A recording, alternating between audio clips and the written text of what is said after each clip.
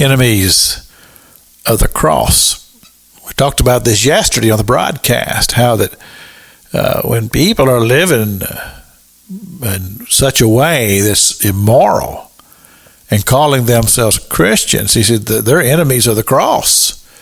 And that's a powerful statement, but he has more to say. We're talking about the Apostle Paul in Philippians chapter 3, verse 10. He says, whose end is destruction, whose God is their belly, and whose glory is in their shame, who mind earthly things. And I think about the scripture in the Old Testament. It talks about that there come a time when there'll be a generation that does not blush.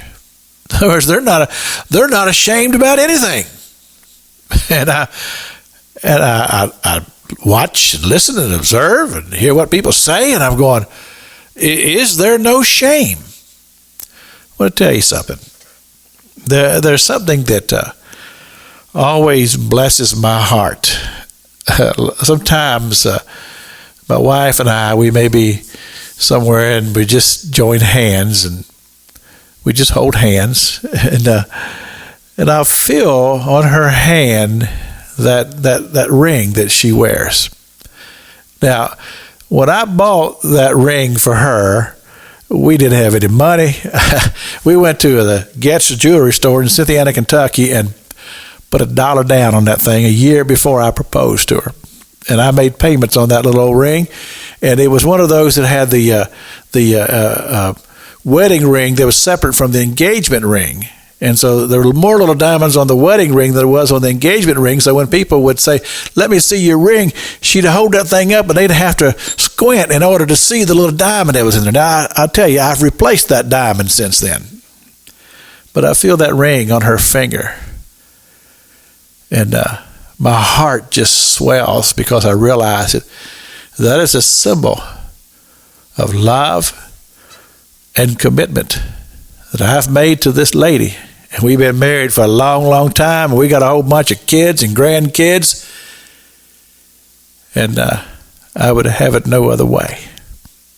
You see, I made a commitment to God that I would be faithful to my wife before I ever met her, because I had prayed that God would give me a wife. And so having prayed that prayer and believing in faith in my heart that God would do that, I said, I've got to be faithful to her even before I ever met her. You see, I believe that's God's order. And anything else is contrary to the very heart and will of God. And as he's described it here, they're following after the lust of their own belly. In other words, it's all sensual, it's all based upon the human element and not the spiritual element.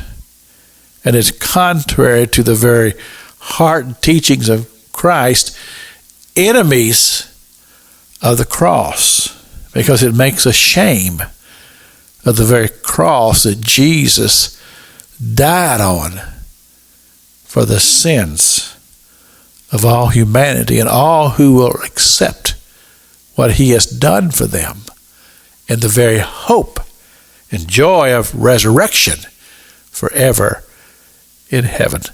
Pastor Jack King with the gospel on the radio broadcast.